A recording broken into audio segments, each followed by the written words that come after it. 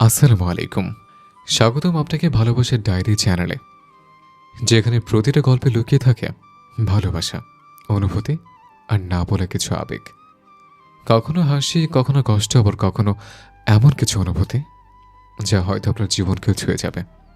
তাই নিত্য নতুন ভালোবাসার গল্প শুনতে চাইলে এখনই সাবস্ক্রাইব করে আমাদের পরিবারের অংশ হয়ে যান। চলুন শুরু করা যাক আজকের গল্প। আপু, আমার প্রচুর ক্ষুধা পেয়েছে, খেতে দিন প্লিজ। চুলার আগুনের তাপে রীতিমতো সেদ্ধ হয়ে যাওয়া ইরাম মুখ ঘুরিয়ে পিছনে তাকিয়ে বেশ অবাক হলো।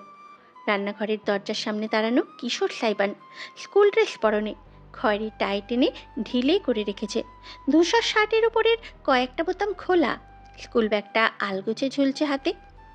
ওড়না দিয়ে কপাল মুছে ইরাম বলে উঠল, কি ব্যাপার? খালামণি বাড়িতে নেই?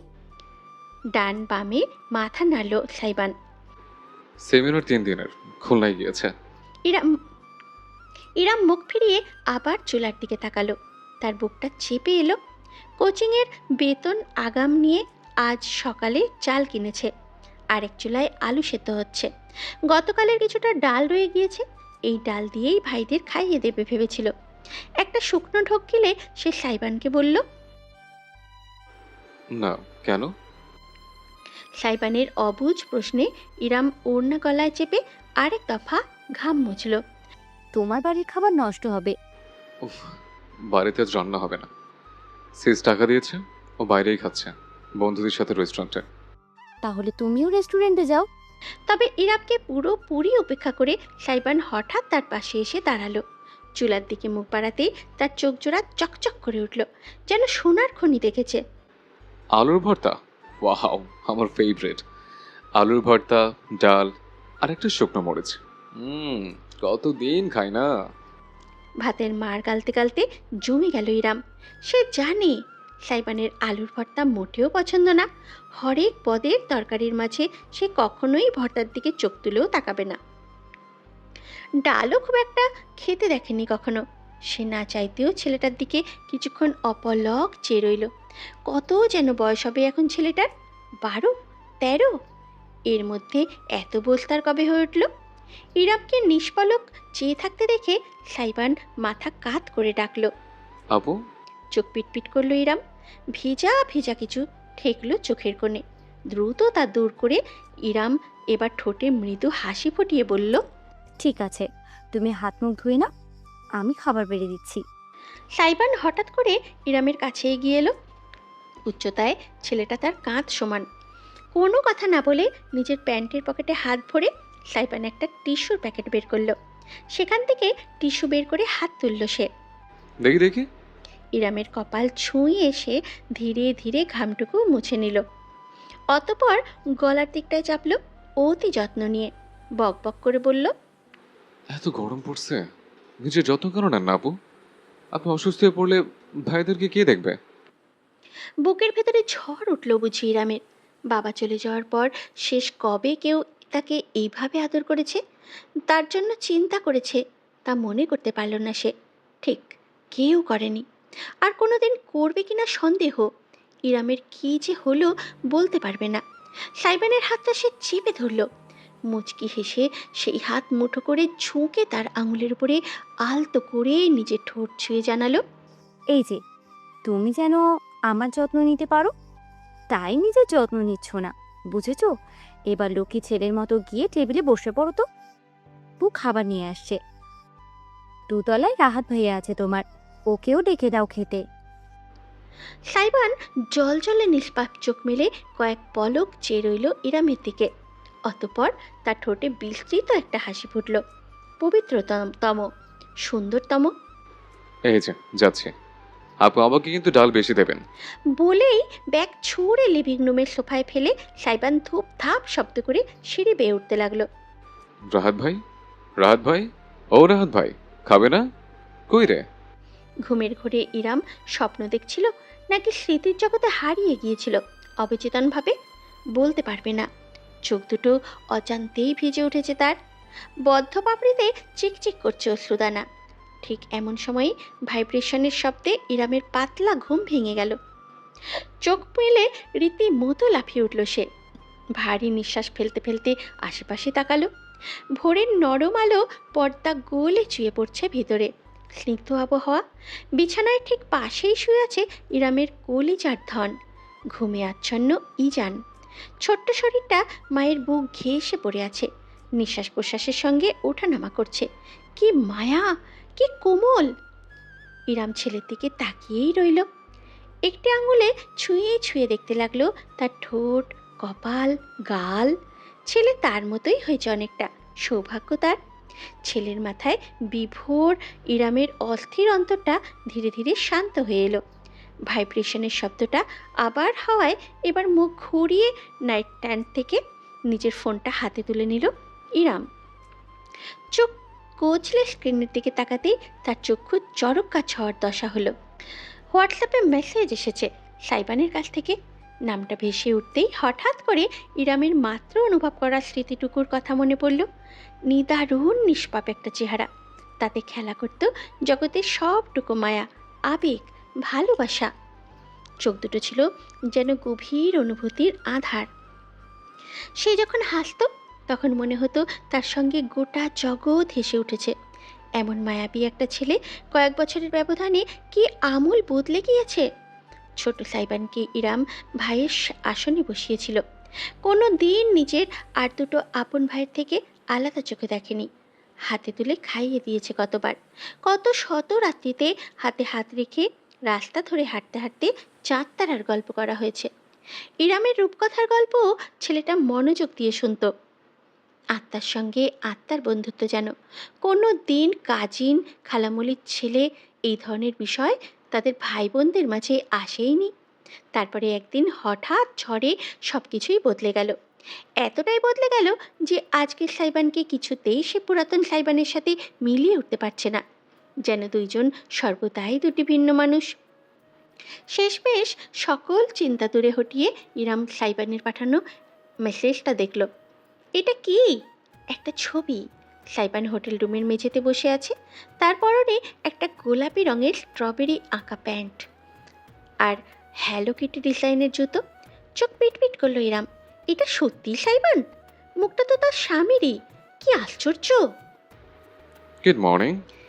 ইরাম টেক্সট মেসেজটার দিকে পাক্কা 2 মিনিট যাবৎ তাকিয়ে থেকেও এর অর্থ উদ্ঘাটন করতে পারল না। পারার দরকারই নেই। সে তাকিয়ে আছে পাঠানো ছবিটার দিকে। ড্যাব ড্যাব করে চেয়েই রইল সে পাক্কা 5 মিনিট যাবৎ। সাইবার কি পাগল হয়ে গেল? সে দ্রুত মোবাইলে টাইপিং করলো। Is that hello Kitty? ও, পিরিয়ড বেস্টে। ইরামের চোখ কপালে উঠে গেল। বেস্টি? পিরিয়ড? কিসের পিরিয়ড? ওহ সৃষ্টিকর্তা, ইরামকে ধৈর্য দাও, ধৈর্যের ভান্ডার ঢেলে দাও। তুমি কি বোঝো না বোঝো আমি কিছু বুঝতে পারছি না আলাদিন। এসবের মানে কি? তোমার প্যান্টে স্ট্রবেরি কেন? I know, it's for real. এই কে কারা? কোথা থেকে এলো এরা? সকাল 6টা বাজে। তোমার ব্রেন সুস্থ আছে? 6, 7। 6-7 আবার কি? ইরাম ঘুম জড়ানো কণ্ঠে আঙুল ঠেসে ধরল। আপন মনে বিড়বিড় করল। হে আল্লাহ, উঠিয়ে নাও আমাকে, না এই জল্লাদ ছেলেটার প্রেম থেকে শয়তানি উঠিয়ে নাও মাবুদ, আমিন। তারপরে সে রেগে মেগে টাইপিং করলো। এখনই তুমি আমার চোখের সামনে থেকে বিদায় না হলে আমি কিন্তু তোমাকে ব্লক করে দেব। করুন, আমি এক্সপার্ট ওপেনার। ব্লকও খুলতে পারি, সঙ্গে আপনার অন্তরের দরজাও। ইরাম এবার একটু বিজয়ীর হাসি হাসলো। অবশেষে স্বাভাবিক ভাষায় ফিরেছে ছেলে। আমি ভেবেছিলাম তুমি গেঞ্জি ভাষা ছাড়া কোনো ভাষাই জানো না। গেঞ্জি বলবেন না তো, অপমান লাগে। সকাল সকাল স্ট্রবেরি মুখে না দিয়ে প্যান্টে সাজিয়ে কি প্রমাণ করতে চাইছিলে? এটাই যে বাকিদের জন্য আমি ঝুঁকি হলেও আপনার জন্য আস্ত একটা পুকি। ইরাম আরেক দফায় থামলো। পুকি আবার কি? পুরোপুরি জানা না থাকলেও তার কেন যেন একটুখানি লজ্জা লাগলো। সে নিজেও বলতে পারবে না। একটা ঢোক গিলে দ্রুত বিষয় পরিবর্তন করলো সে। সাত সকালে কি করছো? তুমি তো আবার ব্রেকফাস্ট প্লাস লাঞ্চ ব্রাঞ্চের আগে ঘুম থেকে ওঠো না। উঠেছো যখন নাস্তাটা করেই নাও। ফিরছো কখন? Missing your daddy already? ফালতু কথা বলবে না। কিসের ড্যাডি? তুমি কি আমার আপু লাগো? ফিরে আসি, পোটলাকে বোঝাবো কিভাবে ওর আব্বু লাগি আর আপনার daddy. Till then, keep missing me. Saiban অদ্ভুতরে একটা ইমোজি পাঠালো, ঠোঁট কামড়ে ধরে রেখেছে এমন। ইরাম টানা 20 সেকেন্ড চেয়ে থেকে শেষমেশ ফোনটা ফেলে মুখে হাত ঘষতে লাগলো। হে আল্লাহ, বিয়েটা যখন আলাদিনের সাথে দিয়েছো তখন আলাদিনের চিরাগটাও দিতে। চিরাগ ঘষে দৈত্য বের করে বলতাম, বান্দার মাথায় ঠিক কি চলছে সেটা বুঝিয়ে দিতে। পরক্ষণেই আপন মনে খানিক হাসলো ইরাম, কেন তা নিজেও বলতে পারবে না। সকাল ভারী হয়েছে, ইরাম পুরো দোস্তুর প্রস্তুত বাইরে যাওয়ার জন্য। আজ বিশেষ গুরুত্বপূর্ণ কাজ আছে তার। আগামী মাসের 1 তারিখ থেকে তার কম্পিউটার কোর্সের ক্লাস শুরু হয়ে যাবে। তার আগে কিছু প্রস্তুতি নেওয়া প্রয়োজন। সামিয়ার ল্যাপটপটা ঠিকঠাক চলে, ফ্রিল্যান্সিং আর অন্যান্য ভারী কাজের জন্য যথাযথ আপডেটেড না সেটি। তাই নিজের বিয়েতে পাওয়া দিনমোহরের টাকা দিয়ে ভালো দেখে একটা ল্যাপটপ কিনবে ইরাম। প্রথমে ব্যাংকে যেতে হবে টাকা তুলতে, তারপর ল্যাপটপের শোরুমে। ইজানকে একটা ঢোলা সুতির ফতুয়া আর প্যান্ট পরিয়ে দিয়ে মাথায় ছোট্ট একটা ক্যাপ দিল ইরাম। দেখতে বেশ লাগছে। ঝুঁকে ছেলের মুখে অসংখ্য চুপু আঁকতে আঁকতে সিঁড়ি বেয়ে নেমে এলো সে। আমার বাবাটা কত হ্যান্ডসাম, কুচি পোষোনা। উম্মুয়া, উম্মুয়া। জননীর আদর খেতে খেতে দন্তহীন মাড়ি দেখিয়ে খিলখিল করে হাসল ইজান। হাসপাতালের জন্য বের হচ্ছিলেন সামিয়া। সিঁড়ির গোড়ায় দৃশ্যটি দেখে তিনি অপলক নয়নে চেয়ে রইলেন। মুচকি হাসলেন। বেরোচ্ছ? ইরাম প্রশ্ন শুনে মৃদু হাসল। খালামণি আমার ছেলেকে বিয়ে করেছে 1 মাস হয়ে গেল, এখনো খালামণি? সামিয়া ভ্রুকুটি করলেন। ইরাম তাতে থমকে পড়ল, তার গালজোড়া লালচে হয়ে উঠল। ওই মানে স্বামীর মাকে কি বলে? শাশুড়ি। রাইট, কিন্তু তুমি তো আমার বউ না, তুমি আমার মেয়ে, মনে থাকবে? ইরামের বুকের ভেতরটা উষ্ণতায় পরিপূর্ণ হলো। মাথা দুলিয়ে হেসে সে বলল, জি, মনে থাকবে আম্মু। সামিয়া বাইরের দিকে হাঁটা দিচ্ছিলেন, তবে ইরামের ডাকটা শুনে বরফে পরিণত হলেন। শটান ঘুরে তাকালেন রমণীর দিকে। চশমার আড়ালে তার ঠোঁটজোড়া, তার চোখজোড়া বুঝি ছলছল করে উঠল। ঠোঁটজোড়া ফাঁক হয়ে রইল বিস্ময়ে। প্রায় ফিসফিস করে তিনি উচ্চারণ করলেন, কি বলে ডাকলে আমায়? আরেকবার ডাকো তো। ইরাম ইজানকে বুকে চেপে দোলাতে দোলাতে আবারও ডাকল। আম্মু। চোখজোড়া বুঝে ফেললেন সামিয়া, যেন এই ডাকটা তাকে ধন্য করে ফেলেছে। চশমা খুলে টিস্যুতে দ্রুত মুখ মুছে নিতে নিতে তিনি জড়ানো গলায় বললেন, একদম ঠিক আম্মু। সরি, আসলে সাইবান সারিকা দুইজনই আমায় মম ডেকে অভ্যস্ত। একেবারে বাঙালি মায়ের মতো স্বাদ পায় না বহুকাল। তুমি ডাকায় একটু ইমোশনাল হয়ে পড়েছি।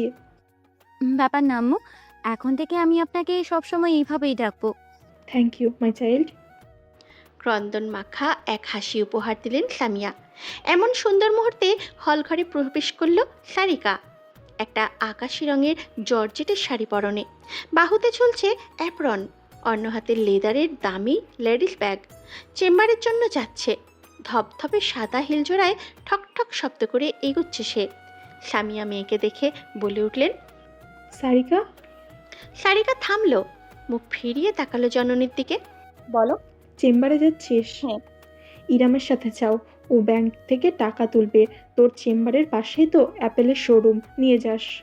ভ্রু কুচকে ফেললো সারিকা। এক্সকিউজ মি ম্যাম, আমি হকর্মা না, কারো চা করো না। যার কাজ তার করতে বলো। তাছাড়া ওনার বেস্ট ফ্রেন্ড সুগন্ধা কোথায়? সুগন্ধ কলেজে গিয়েছে, ইন কোর্স চলছে মেয়েটার। আমি হাসপাতালে যাচ্ছি, করিম বাজারে, ব্যাংকের কাজে, টাকা পয়সার ব্যাপার, একটা বাচ্চা কোলে। তুই যা, সেফটি দরকার আছে। সারিকা নাক মুখ কুচকে এমনভাবে ইরামকে দেখল যেন দুনিয়া সব থেকে বড় কোনো অকর্মণ্য মানুষকে দেখছে। তবে শেষমেশ সে মানা করল না। ব্যাগ নাড়িয়ে তুড়ি বাজিয়ে ইরামকে বলল, তাড়াতাড়ি আসুন মহারানী, আমার চেম্বার বসে থাকবেন না আপনার জন্য। বলে সে গট গট করে হাঁটা দিল। ইরাম কিছুক্ষণ দাঁড়িয়ে থেকে শেষমেশ একটা নিঃশ্বাস ফেলে পিছু নিল সারিকার। কাজগুলো হতে 1 ঘন্টার মতো লাগলো। ব্যাংক থেকে টাকা তুলে গাড়িতে করে সারিকার চেম্বারের কাছে পৌঁছালো ইরাম। চেম্বার আর শো রুম রাস্তার এপার ওপার।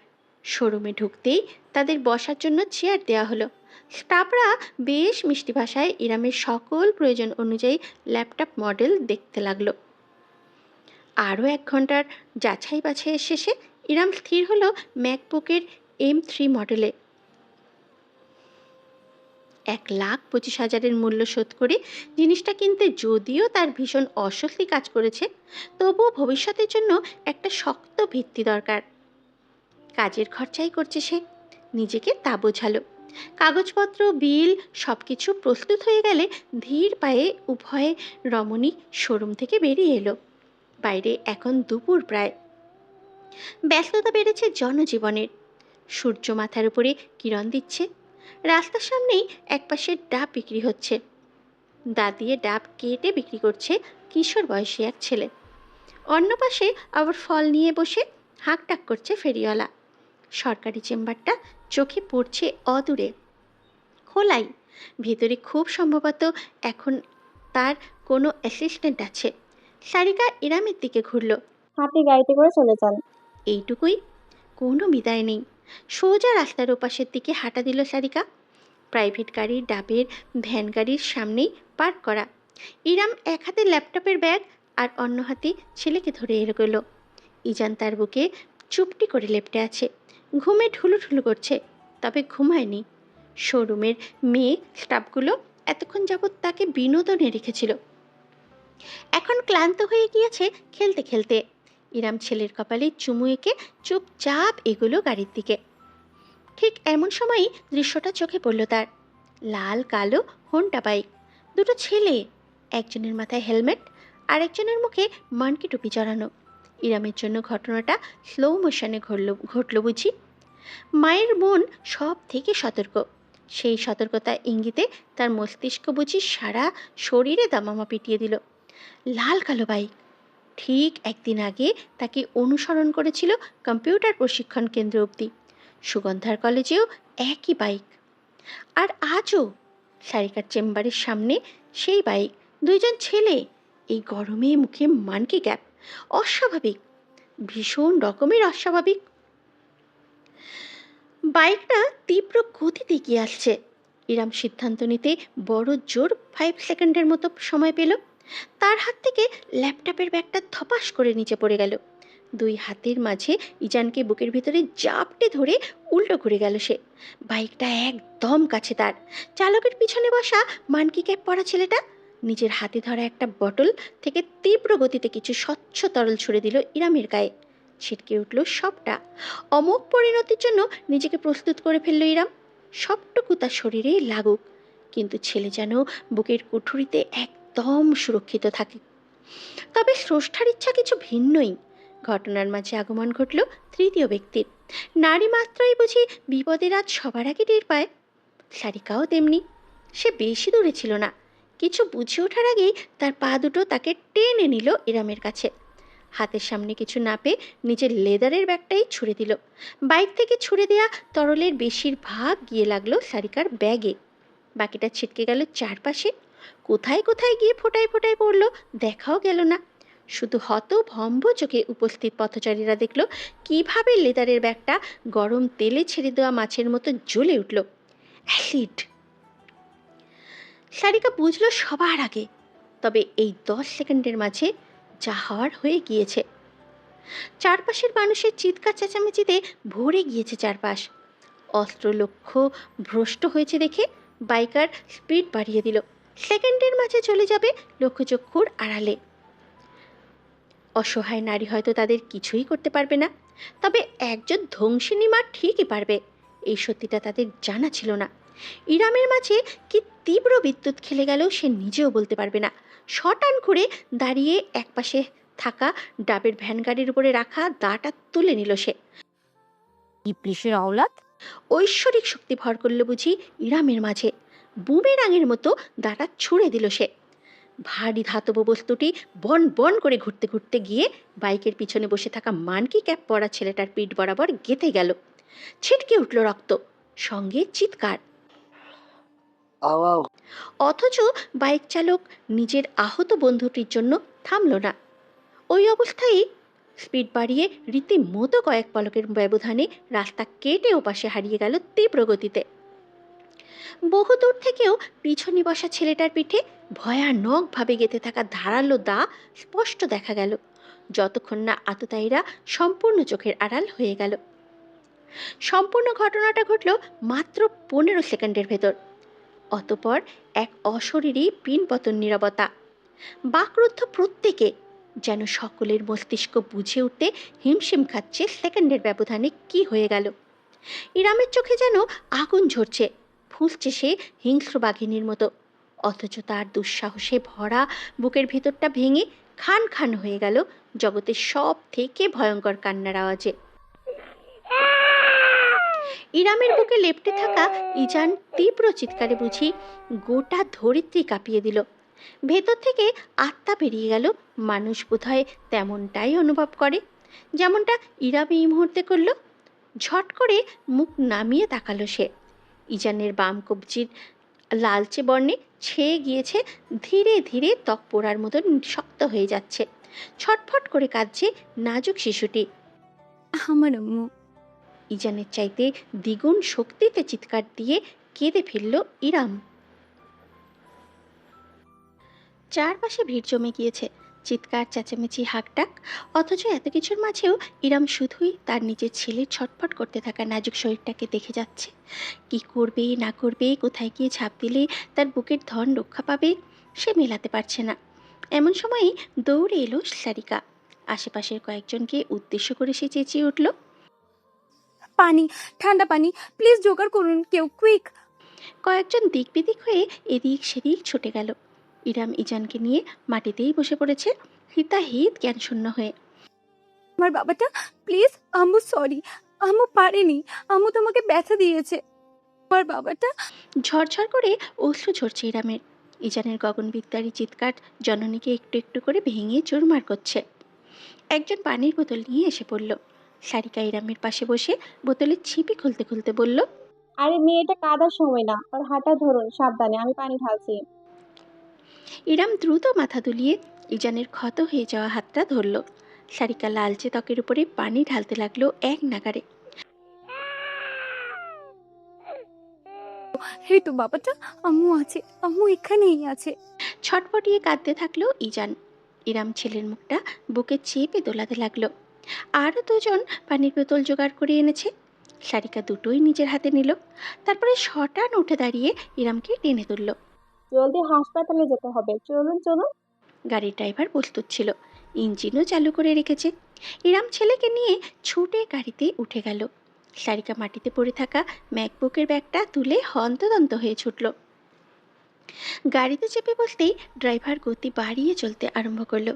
হাসপাতাল অবধি সমস্ত রাস্তাটা সারিকা ইজানের হাতে পানি ঢেলে গেল।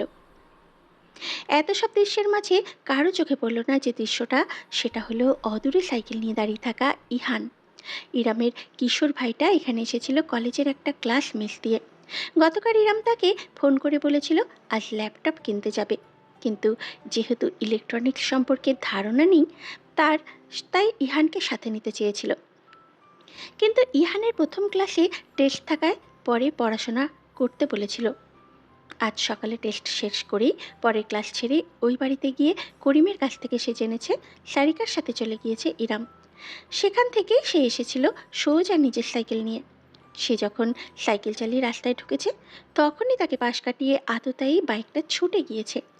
ইহান এক লহমা সময় পেল সিদ্ধান্ত গ্রহণের জন্য।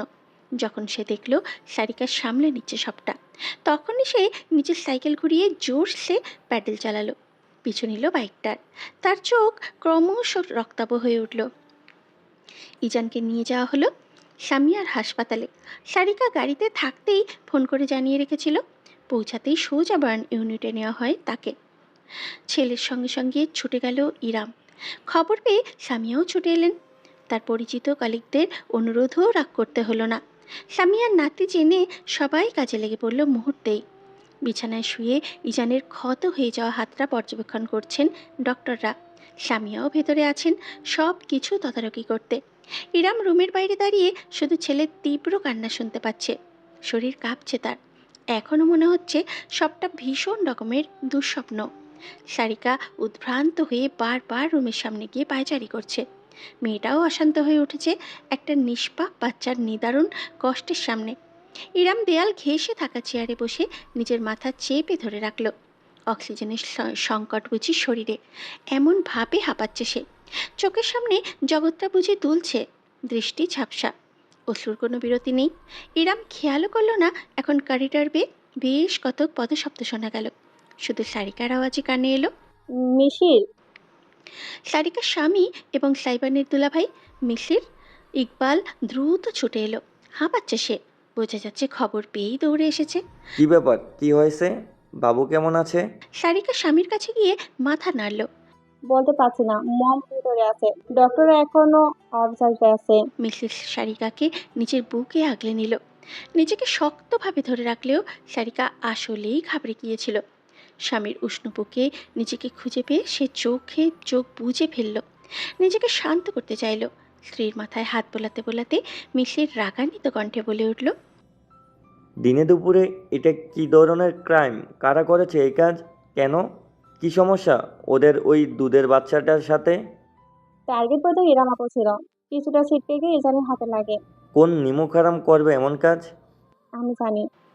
অপর একটি কণ্ঠস্বরে সকলেই জমে গেল। ঝট করে ফিরে তাকালো। করিডর বেয়ে ছুটে আসছে ইহান। সে এসেই ধপাস করে ইরামের সামনে হাঁটু মুড়ে বসে বোনকে শক্তভাবে জড়িয়ে ধরল। আপু, তুমি ঠিক আছো? তোমার কোথাও লাগেনি তো? দেখি দেখি কোথায় কষ্ট হচ্ছে। ইরাম এতক্ষণ যাবৎ নিজের আলাদা একটা ঘোরের মধ্যেই ছিল। তবে ভাইকে কাছে পেয়ে খপ করে তার কাজজোড়া খাপচে ধরল সে। রীতিমতো পাগলের মতো উদ্ভ্রান্ত নয়নে সে তাকালো ইজানের দিকে। তুই তুই জানিস কে? বল আমাকে এখনই। কিভাবে জানিস? কে আমার কলিজায় হাত দিয়েছে? বল। অরণ্য। মাথা ঝাঁকালো ইহান। বখতিয়ার। ইরামের ভ্রু কুঁচকে গেল। মিসির কাছে এসে দাঁড়ালো, শুধালো, বখতিয়ারকে? এলাকার পার্টির ছাত্র নেতা। ইহান গড় করে বলে গেল, আপু, তোমরা যখন হাসপাতালে আসছিলে তখন আমি আমার সাইকেলে করে ওদের বাইকটাকে ফলো করেছিলাম। কাছে যেতে পারিনি, দূর থেকে দেখেছি যেখানে থেমেছে ওইটা ওদের হাইডআউট। সবাই চেনে আপু, দুটো ছেলেই বখতিয়ারে চালায়। ইরাম থমকে গেল। চোখের পানিও বুঝি শুকিয়ে গেল তার। মিসির আর সারিকা একে অপরের দিকে তাকালো। মিসির বলে উঠল, কিন্তু একটা পলিটিক্যালি ইনভলভ ছেলে ইরামের উপর কিসের রাগ? আমার আপুর সঙ্গে কারো কোনো শত্রুতা থাকতেই পারে না। ওই বখতিয়ারের বাচ্চা শালা একটা কুত্তা। দেখুন গিয়ে, আপনাদের কারো মধ্যে ঘাপলা আছে। আমার বোনের উপর দিয়ে শোধ তুলে নিয়েছে। রীতিমতো গর্জে উঠল ইহান। তবে এর বেশি কিছু করা সম্ভব হলো না। একজন ডক্টর ভিতর থেকে উকি দিলেন। বাচ্চার মা কোথায়? একটু ভিতরে আসুন আপনি। ইরাম এক লাফে উঠে দাঁড়ালো। বাকি সব চিন্তাই তার মাথা থেকে বেরিয়ে গেল ওই মুহূর্তে, শুধু নিজের ছেলে ছাড়া। ভেতরে ইজান তখন ফুপিয়ে ফুপিয়ে কাঁদছে। তার ছোট শরীরটা বেটে রাখা রয়েছে, হাতে ক্যানোলা সংযুক্ত, স্যালাইন বা ঔষধ জাতীয় কিছু দেওয়া হচ্ছে তার শরীরে। ক্ষতের উপরে বার্ন ক্রিমের প্রলেপ দেওয়া। ছোট্ট অস্তিত্বটিকে ঘিরে এত আয়োজন, এত যন্ত্রপাতির বহর। স্যালাইনের নল দেখে ইরাম আজ কত বারের মতো শেষ হলো নিজেও বলতে পারবে না। সামিয়া তার কাছে এগিয়ে গিয়ে আগলে নিতে চাইলেন নিজের মাঝে, অথচ ইরাম সামিয়ার সাহায্য আর গ্রহণ করল না। তাকে ঠেলে বিছানার কাছে গিয়ে দাঁড়ালো। অস্বচ্ছ চোখে ঝুঁকে ছেলেটার মুখটা আলতো স্পর্শ করল। কষ্ট হচ্ছে তাই না আব্বু? ইরামের গলা সম্পূর্ণ ভেঙে গিয়েছে।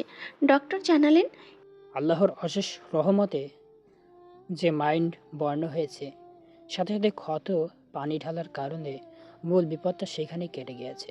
তবে বয়স অনেক কম আর বাচ্চা স্কিন অনেক সেনসিটিভ, তাই আমরা 3 দিনের নিবিড় পর্যবেক্ষণের রাখবো আপাতত। ট্রিটমেন্ট চলমান থাকবে, অনুরোধ থাকবে ধৈর্য ধরার। ইরাম জবাব দেওয়ার মতন কোনো অবস্থায় নেই। সামিয়াই নিজের ভেজা চোখে চোখ মুছে বললেন, থ্যাঙ্কস ডক্টর। আশপাশের কোনো দৃশ্যেই আর আগ্রহ নেই ইরামের। সে বিছানায় বসে সাবধানে ইজানের শরীরটা বুকে তুলে নিল। নার্স তাকে সাহায্য করলো যেন ক্যানোলার ডিস্টার্ব না হয়। কাঁদতে কাঁদতে হাঁপিয়ে গিয়েছে ইজান। শরীরটা ইরামের বুকে কাদামাটির মতো দুর্বল হয়ে পড়ে থাকলো। ছেলের দিকে ঝুঁকে তার গায়ে সুবাস জোরপূর্বক গ্রহণ করতে করতে ইরামের মস্তিষ্ক সচল হয়ে উঠল একটু একটু করে। তার ছেলেকে যে বা যারা কষ্ট দিয়েছে তাদের কোনো দিন সে ক্ষমা করবে না, নিজের আপন মানুষ হলেও না। বিমানবন্দরের বাইরে পা রাখতেই দূরে অনুরাগের বাইকটা চোখে পড়ল সাইবানের। মানুষের ভিড় ঠেলে লম্বা পা ফেলে ছুট লাগালো সে। সাথে করে ওয়ালেট, ঘড়ি আর ফোন ছাড়া কিছুই আনেনি সে, ব্যাগও না। খবর পেয়েছে সে সারিকার একটা টেক্সট মেসেজ থেকে। পরে সামিয়া কল করেছিলেন। ওই অবস্থায় ইমার্জেন্সি ফ্লাইট টিকিট বুক করে সে সিলেট থেকে সোজা ঢাকায় এসেছে। এখন সময়টা পড়ন্ত বিকেলে গিয়ে ঠেকেছে। অনুরাগ নিজের বাইক নিয়ে সাইবানের জন্য অপেক্ষা করছিল। অদূর থেকে বন্ধুকে দৌড়ে আসতে দেখে এবার সে সোজা হয়ে দাঁড়ালো। সাইবান কাছে আসতেই বোঝা গেল ভীষণ রকমের চিন্তিত এবং ক্রোধান্বিত সে। না চাইতেও সে ঝাঁজ নিয়ে সাইবান জিজ্ঞেস করল, আমার বাচ্চা কেমন আছে? অনুরাগ যদিও উত্তরটা প্রস্তুত করেই এসেছিল, তবে সাইবানের সরাসরি জিজ্ঞেস করায় কিছুটা অবাক হলো সে। তার বাচ্চা? এর আগে কখনোই জানকে এতটা গভীরভাবে সাইবান সম্বোধন করেনি। তবে আপাতত সেই সব বিশ্লেষণে না গিয়ে অনুরাগ উত্তর করল, মান্ডোবাল অবজারভেশনে আছে। অনুরাগ কথাটা কোনো মতে শেষ করেছে কি করেনি, সাইবান হঠাৎ খপ করে তার থুতনি চেপে ধরল। অত্যন্ত আগ্রাসী ভঙ্গিতে অনুরাগকে ঠেলে বাইকের উপরে ঠেসে ধরল। হতবাক বন্ধু তার মাঝে যেন রীতিমতো অশরীর ভর করতে লাগলো। সাইবানের উজ্জ্বল হলদেটে চেহারায় তীব্র লালচে ভাব, ভ্রুজোড়া একজোট হয়ে ভীষণ কুঞ্চনে পিয়ার্সিং কাঁপতে দেখা যাচ্ছে ভীষণভাবে। দাঁত কিরমির করে সাইবান রীতিমতো হুঙ্কার দিয়ে উঠল, কোথায় ছিলিস তোরা? কোথায় ছিলিস তোরা বিমানের দল? অনুরাগ ব্যথা পাচ্ছে। সাইবানের হাতটা সে খামচে ধরল। কুল ডাউন সাইবান, তোর মাথা ঠিক নেই। অনুরাগকে দ্বিগুণ শক্তিতে ছেলে ধরে হিংস্র পশুর ভঙ্গিতে ভারী গলায় সাইবান ঘোষণা করল, আমার প্রান্তে হাত দিয়ে ছোড়া। আল্লাহর কসম অনুরাগ, এক একটাকে ধরে মাটিতে জ্যান্ত পুঁতে ফেলবো আমি। যেমন হুট করে ধরেছিল তেমন হুট করেই অনুরাগকে ছেড়েও দিল সাইবান। তারপরেই বন্ধুর অপেক্ষা না করেই নিজেই বাইকের চালকের আসনে চেপে ধরল। নিজের চোয়াল চাপতে চাপতে অনুরাগ মহা বিস্ময় নিয়ে তাকে দেখল, যেন চিরকালের চেনা বন্ধুর স্থানে কোনো পিশাচ জায়গা করে নিয়েছে। এই পিশাচকে ভীষণ রকম অচেনা ঠেকলো তার কাছে। তবে অনুরাগ বেশি বাহানা করল না, সাইবানকে বাইক চালাতে দিল। নিজের পিছনের সিটে উঠে বসলো। কিছুক্ষণ বাদেই টের পেল কত বড় ভুল সিদ্ধান্ত ছিল সেটি। রাস্তা দিয়ে বাইক নয়, রীতিমতো প্লেন ছুটিয়ে দিল সাইবান। এতটা তীব্র গতি যে শ্বাস নেওয়াও কষ্টকর হয়ে দাঁড়ালো।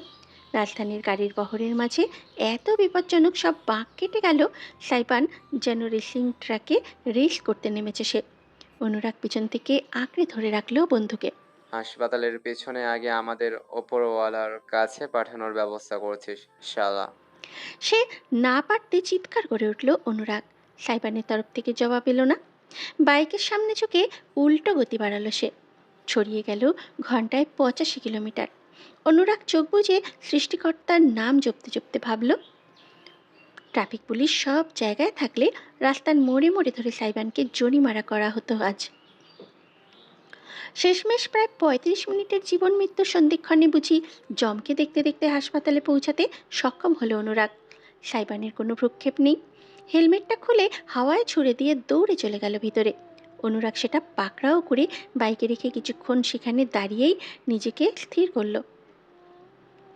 বুক এখনো ধরফর করছে তার, যেন সামনে দাঁড়িয়েই আছেন যমদূত। নিজের কপালে জমা ঘাম শার্টের হাতায় মুছতে মুছতে মুরগির মতো ছটফট করতে থাকা অন্তরকে একটু শান্ত করে সে শেষমেশ ছুটে গেল ভিতরে। হাসপাতালের পরিবেশ এখন অনেকটাই শান্ত। করিডোরে পা রাখতেই ওয়েটিং জোনে নিজের বোন সারিকা আর দুলাভাই মিশিরকে অপেক্ষারত দেখতে পেল সাইবান। ফাইনালি। সারিকা লাফিয়ে উঠল, অথচ তার প্রতি বিশেষ মনোযোগ না দিয়ে সাইবান শুধালো, কোন রুম? হাত তুলে সারিকা দেখিয়ে দিল। সাইবানের মুখটা কেমন থমথমে, তাই সে বেশি কথা বাড়ায়নি। সাইবান সোজা হাঁটা দিল। পিছনে সকলে তাকে অনুসরণ করলো নীরবে। একটি প্রাইভেট কেবিনে দেয়া হয়েছে ইজানকে। বাইরে পৌঁছাতেই কেবিনের স্বচ্ছ কাচের দেয়ালের ভেতরের দৃশ্য স্পষ্ট চোখে পড়ল সাইবানের। বিশাল বিছানায় শুয়ে আছে নাজুক শিশুটি, হাতে ব্যান্ডেজ, ক্যানোলা। পরন্ত বিকেলের হলুদাভ রশ্মি তার শান্ত মুখটায় পড়েছে। গভীর ঘুমে আচ্ছন্ন সে। সাইবানের দৃষ্টি আটকালো ইজানের হাতের উপর। ওই নল, স্যালাইন, ব্যান্ডেজের বহর দেখে ক্রমশ শক্ত হয়ে উঠল তার দুই হাতের মুঠো। এত জোরে পাকালো সে, নখ গেঁথে গেল হাতের চামড়ায়। জীবনে প্রথমবারের মতো এক ভয়ানক অনুভূতি অনুভব করল সাইবান। এক অসহায় বাবার অনুভূতি। অন্তর তার চিৎকার করে প্রতিবাদ জানাচ্ছে। ইচ্ছা হচ্ছে ছুটে গিয়ে কোনো কিছুর পরোয়া না করে ওই নাজুক শরীরটাকে নিজের বুকে চেপে ধরতে, জগতের সকল কষ্টের কাছ থেকে আড়াল করে ফেলতে। কষ্ট আসুক, যন্ত্রণা হোক, কিন্তু সব তার নিজের হোক, তার বাচ্চার কেন? নিজের ভাবনায় নিজেই খেই হারালো সাইবান। কবে থেকে ওই পোটলাটা তার এত আপন হয়ে গেল? যদি আজ হাসপাতালের বিছানায় ওই ছোট্ট শরীরটাকে না দেখল, তবে সাইবান কি আদৌ টের পেত? কেবিনের দরজাটা নিঃশব্দে খুলল। ভেতর থেকে বেরিয়ে এলো ইরাম। সাইবান তৎক্ষণাৎ চোখ ফিরিয়ে তাকালো। তার সবটুকু রাগ ঝাঁঝ খানিকক্ষণের জন্য মিইয়ে গেল। অশান্ত চোখজোড়া অর্ধাঙ্গিনীকে পর্যবেক্ষণ করলো আপাত মস্তক। যখন নিশ্চিত হলো বাহ্যিক কোনো ক্ষতি হয়নি, শুধুমাত্র তখনই সাইবান একটি স্বস্তি নিঃশ্বাস ফেলল। পায়ে পায়ে এগিয়ে গেল সে ইরামের কাছে, যে এই মুহূর্তে অতি শান্তভাবে দাঁড়িয়ে আছে তার সামনে। বিষয়টা বেমানান। ইরামের চোখজোড়া কেমন যেন ফাঁপা। সাইবানের বুক কাঁপল ভীষণ। কেন তা সে নিজেও বলতে পারবে না। মাই প্রেশিয়াস। রীতিমতো ফিসফিস করে উচ্চারণ করলো সাইবান। একটি কাঁপা কাঁপা হাত বাড়িয়ে দিল। ঠিক তখনই ঠাস! ইরামের ডান হাতটা সজোরে চড় দিল সাইবানের গালে। মাথাটা হেলে গেল তার এক পাশে, ঝুলে পড়ল রীতিমতো। সাইবান শ্বাস নেওয়াও ভুলে গেল। দুহাত মুঠো পাকিয়ে গেল দুই পাশে। অত্যন্ত ধীরে মাথা কাত করে অবিশ্বাস মাখা জল জলে দৃষ্টিতে সে দেখল ইরামকে। রমণীর পাথুরে চোখ আর শুকনো নেই, ঝরঝর করে অশ্রু ঝরছে। ইরাম দুই হাত ছেড়ে কেঁদে উঠল। কতটা কেয়ারলেস হলে তুমি বুঝতে পারবে মানুষের জীবনের মূল্য কতটুকু। I hate you so much Aladdin. Saiban হন্তদন্ত হয়ে কাঠের সিঁড়ি বেয়ে উপরে উঠছে। পুরাতন ম্যারমেরে কাঠগুলো অস্বাভাবিক শব্দ করছে। তবে আজ থামার কোনো বালাই নেই।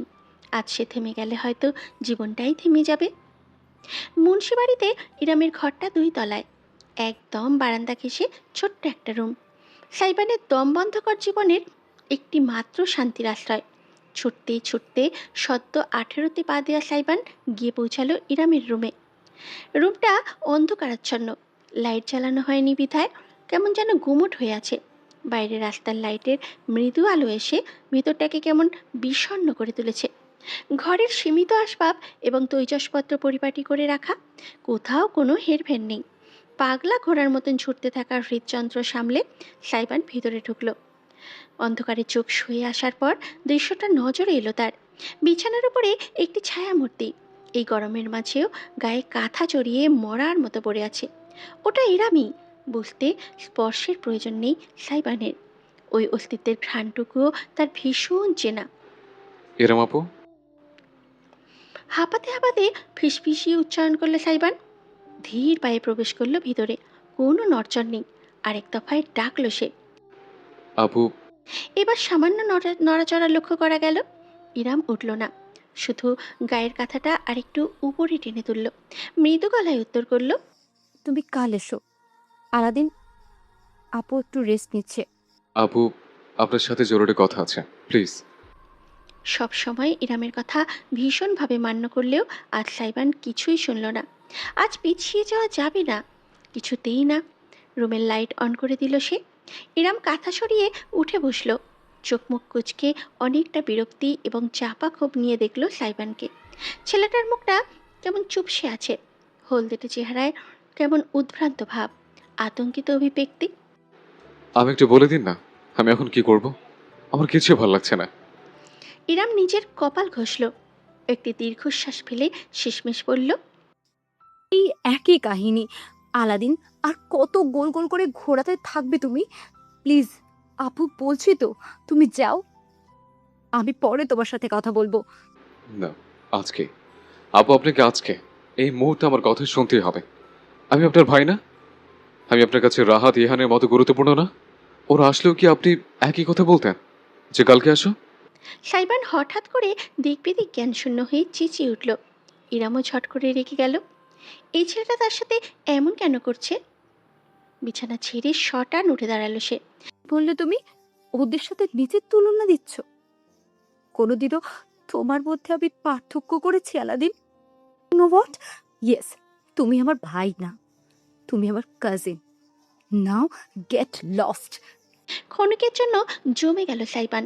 তার মায়াবী কোলে তার মায়াবী কালো চোখজোড়া টলটলে হয়ে উঠল অশ্রুতে। ইরাম তার দিক থেকে মুখ ফিরিয়ে নেয়, চোখে দেখতে পেল না কিছুই। জানালার কাছে গিয়ে দাঁড়ালো রমণী, একটা ফ্যাকাশে হলদেতে কামিজ পরনে। বোঝাই যাচ্ছে বহুদিন যাবৎ যত্ন সহকারে ব্যবহার করা হচ্ছে। আপু, আপনি ভীষণ স্বার্থপর। একবার হঠাৎ করেই হুঙ্কার দিয়ে উঠল সাইবান।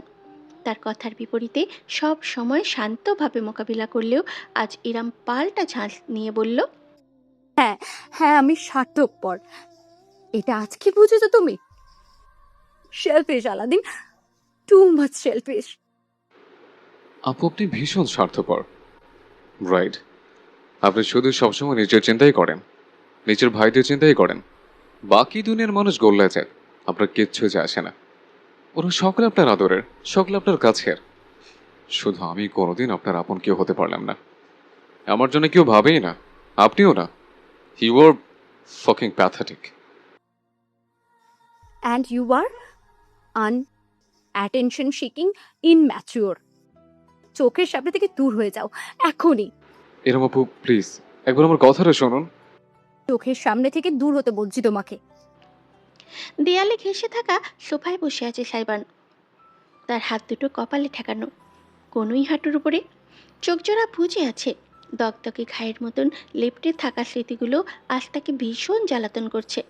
সেই দিনটির কথা স্মরণে আসছে, যে দিনটার পর সে আর কখনো ইরামের দুয়ারে গিয়ে দাঁড়ায়নি। তার জীবনের শ্রেষ্ঠ আশ্রয় সেদিন তার কাছ থেকে কেড়ে নেওয়া হয়েছিল। আজ বোধহয় সেই ঘটনার পুনরাবৃত্তি ঘটল নতুনভাবে। সাইবানের একটুও ব্যথা লাগেনি। শারীরিক যন্ত্রণা বলতে কিছু তার অনুভূত হয়নি, শুধু অন্তরটা ছিন্ন বিচ্ছিন্ন হয়ে গিয়েছে। জগতের সব থেকে অসহায় হওয়ার অনুভূতিটা ধীরে ধীরে ফিরে আসছে। অতীতের বেড়ি বুঝি নতুন করে তাকে আষ্টে পিষ্টে ধরতে চাইছে। ঠিক এমন সময় নিজের কাঁধে একটি চিরচেনা স্পর্শ অনুভব করলো সাইবান। সে এক চুলও নড়ল না, অথচ মমতাবয়ী বাহুজোড়া তাকে টেনে নিজের বুকে ঠেকালো। অবশেষে হাল ছাড়ল সাইবান। একটি কাঁপা কাঁপা নিঃশ্বাস পেলে জননীকে আঁকড়ে ধরল শক্তভাবে। কোনো কথা বলল না, শুধু সামিয়ার কাঁধে মাথা রেখে চুপটি করে বসে রইল। সামিয়া ছেলের পিঠে মাথায় আদরের হাত বুলিয়ে দিলেন, নিজের অস্তিত্ব দিয়ে শান্ত করতে চাইলেন।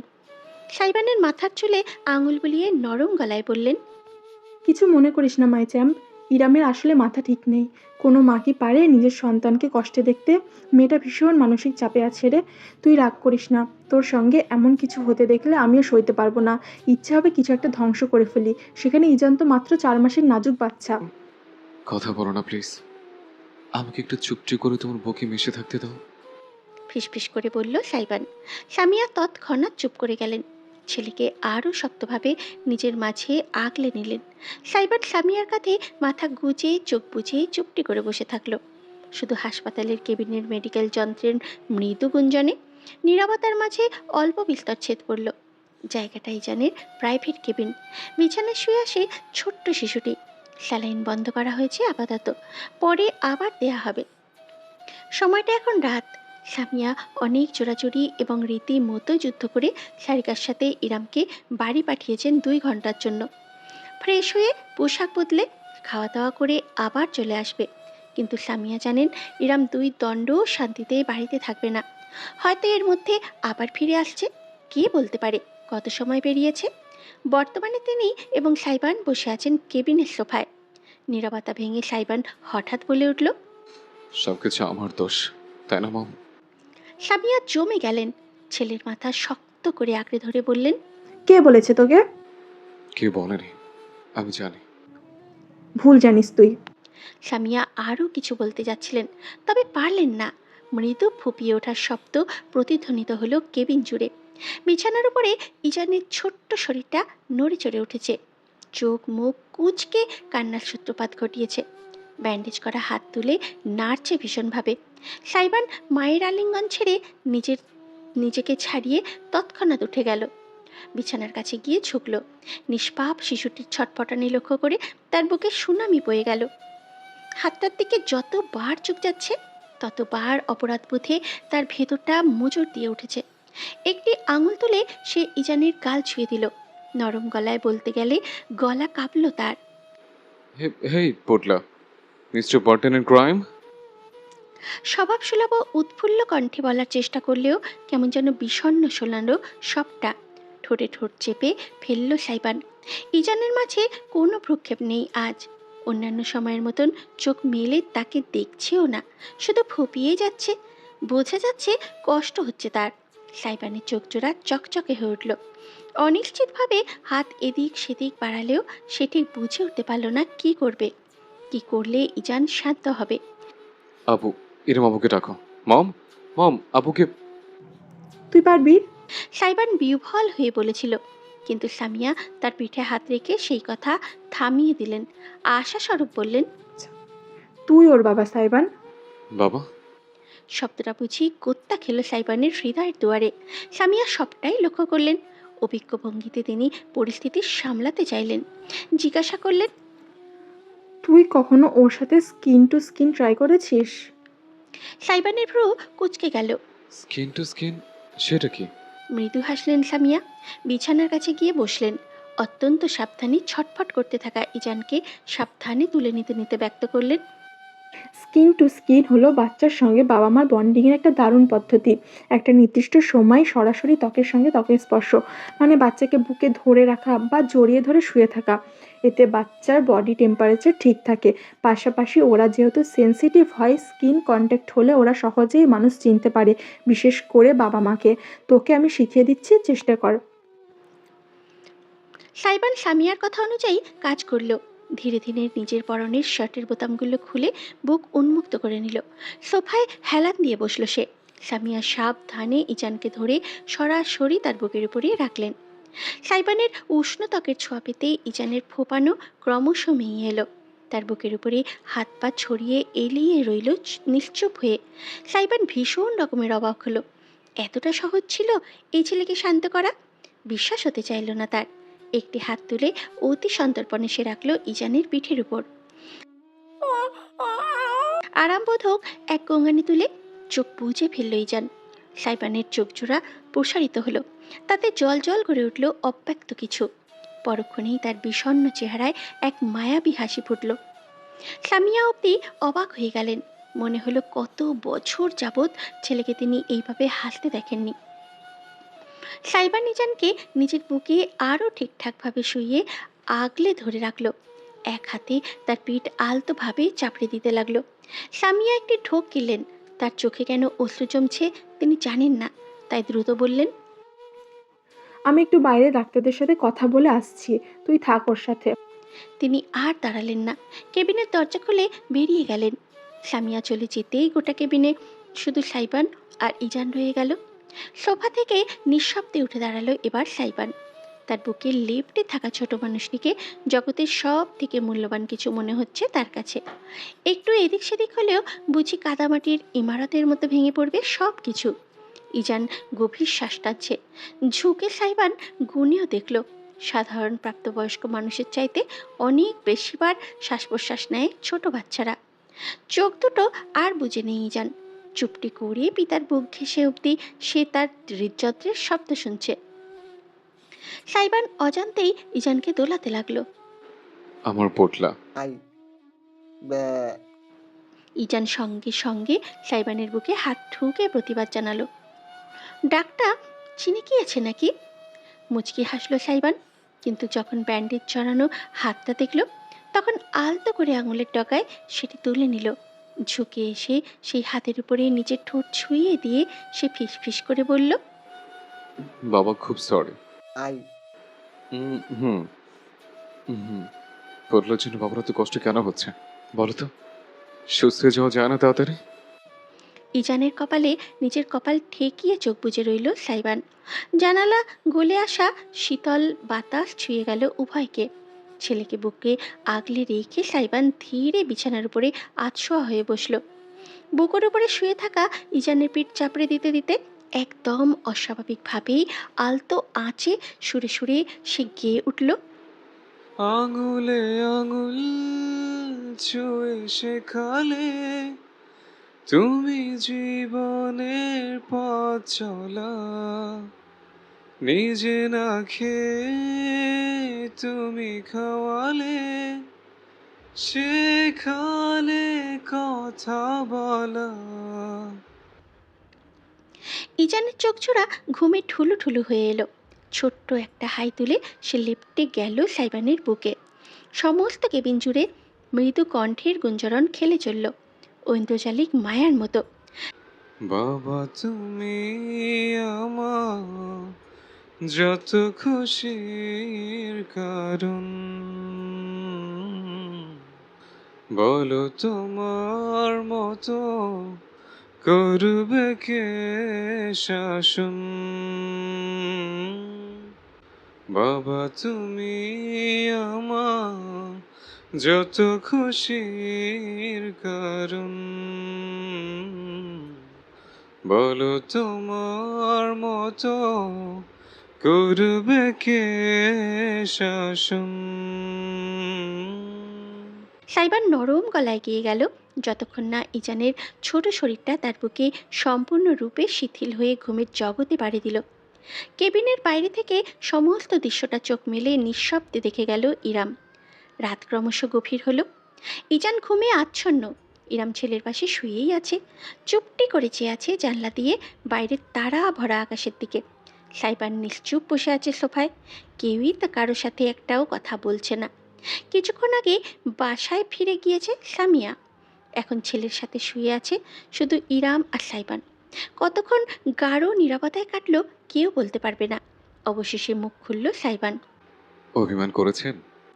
ইরামের তরফ থেকে জবাব এলো না। আগের মতোই চুপটি করে শুয়ে আছে, তার পিঠ সাইবানের দিকে। দরকার হলে আরো একটা চড় মারুন, তবু আমার সঙ্গে কথা বলুন প্লিজ। সাইবান নীরব আর্জি জানালো বুঝি। ইরাম এবার আর শুয়ে থাকতে পারল না, বিছানায় উঠে বসে পা ঝুলিয়ে তাকালো সামনের দিকে। তোমাকে চড় না, তোমাকে কাঁচা চিবিয়ে ফেলা উচিত। মুখ তুলে অর্ধাঙ্গিনীর দিকে অপরাধী ভঙ্গিতে তাকালো সাইবান। ইরাম ছেলে নিশ্চিন্তে ঘুমাচ্ছে ইরাম ছেলেকে নিশ্চিন্তে ঘুমাচ্ছে দেখে নিশ্চিন্ত হয়ে বিছানা থেকে নেমে এলো। পায়ে পায়ে এগিয়ে সোফায় বসে থাকা সাইবানের মুখোমুখি দাঁড়ালো। তুই কি কোনোদিনও শোধরাবে না আলাদিন? মনে হয় তোমায় থাপ্পড় দিয়ে আমি মজা পেয়েছি? ডোন্ট কেয়ার তুমি আগে কেমন ছিলে, কিন্তু এখন তুমি একা না, সেই জিনিসটা তোমার বোঝা উচিত। তাই তো উপলব্ধি করতে হবে, সঙ্গে তোমার স্ত্রী আর তোমার বাচ্চার জীবনটা জড়িয়ে আছে। তুমি জানো না, বোঝো না?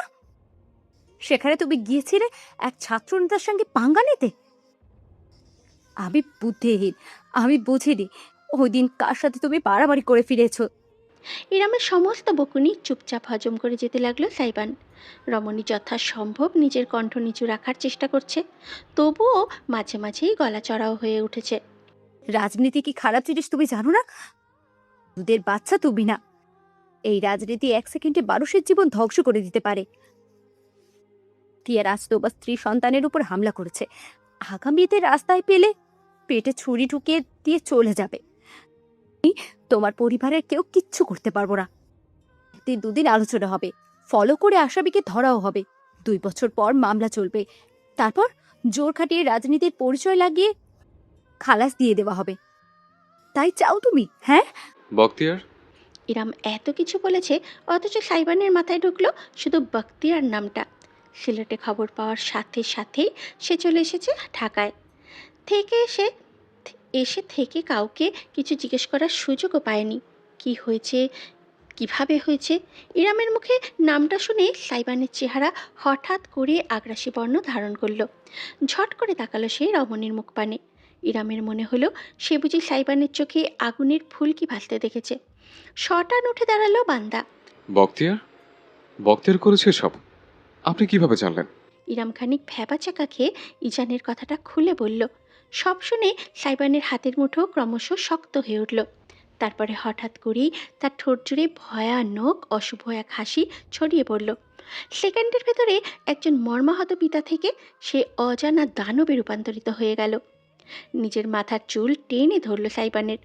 পাগলের প্রলাপের মতো হাসতে হাসতে বলে উঠল, ও মাই গড, বক্তিয়ার, রাইট, মাদারফাকিং বাস্টার্ড। ওর কবরের ফলকে আমি এটাই খোদাই করব।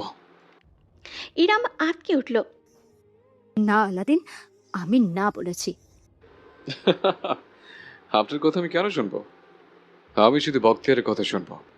ওর গলা চেপে ধরে নর্দমার পানিতে ডুবিয়ে মারার সময় ও কেমন চিৎকার করে সেটা শোনার দারুণ ক্রেভিংস হচ্ছে আমার। আলাদিন, শ্শ্, একদম চুপ। অত্যন্ত রুক্ষভাবে ইরামের ঠোঁটে আঙুল চেপে ধরল সাইবান। অতঃপর হালকা একটা ধাক্কা দিয়ে তাকে বিছানায় ফেলে দিল। হতভম্ব অর্ধাঙ্গিনী তার বিস্তারিত নয়নে দেখল এক রুদ্র মূর্তিকে।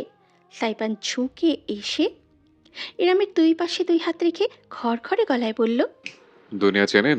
দুনিয়া আপনার আমার দুনিয়া, আর আমার দুনিয়ায় যারা হাত দেবে তাদের আল্লাহর দুনিয়া থেকে সমূলে উপড়ে ফেলে দেবো আমি। আর একটু কাছে ঝুঁকে সে অশনি সংকেতের মতো ফিসফিস করে বলল, কালকে রাস্তায় আমার পেটে ছুরি মারতে আসার আগে ওদের বুকে ছুরি মারবো আমি। আমি আপনার জেনারেশনের ভদ্র সুশীল স্বপ্নের পুরুষ না, আমি উত্তাল generation Z. I do violence, I eat violence, I read violence and I live for violence. আর এক মুহূর্তও দাঁড়াল না সাইবান। হন হন করে এগিয়ে বেরিয়ে গেল কেবিনের বাইরে। পিছনে বিছানায় পড়ে থাকা হতবিহ্বল ইরাম নিজের বুক চেপে ধরল। তীব্র ক্রোধ এবং হতাশায় সমস্ত মুখ লাল হয়ে উঠল তার। কেবিনের বাইরে বেরিয়েই লম্বা পা ফেলে হাঁটতে হাঁটতে নিজের পকেট থেকে ফোন বের করে ডায়াল করল সাইবান। ওপাশ থেকে রিসিভ হতেই গুরুগম্ভীর গলায় আদেশ ছুড়ে দিল, সবাইকে খবর দে, অনুরাগ নামরোডটাকে রাতের আকাশে সূর্য দেখাবো আমি। এলাকায় হয় বঙ্গি সরু থাকবে ওর, নাহলে কবর। রাজনীতির আব্বাকে চেনেও, আজকে বোঝাবো ওই আব্বার চেহারা দেখতে আমার মতন। পড়ে না চোখের পলক, টুং, কি তোমার রূপের ঝলক। পড়ে না চোখের পলক, কি তোমার রূপের ঝলক। দোহাই লাগে মুক্তি তোমার, একটু আঁচলে ঢাকো।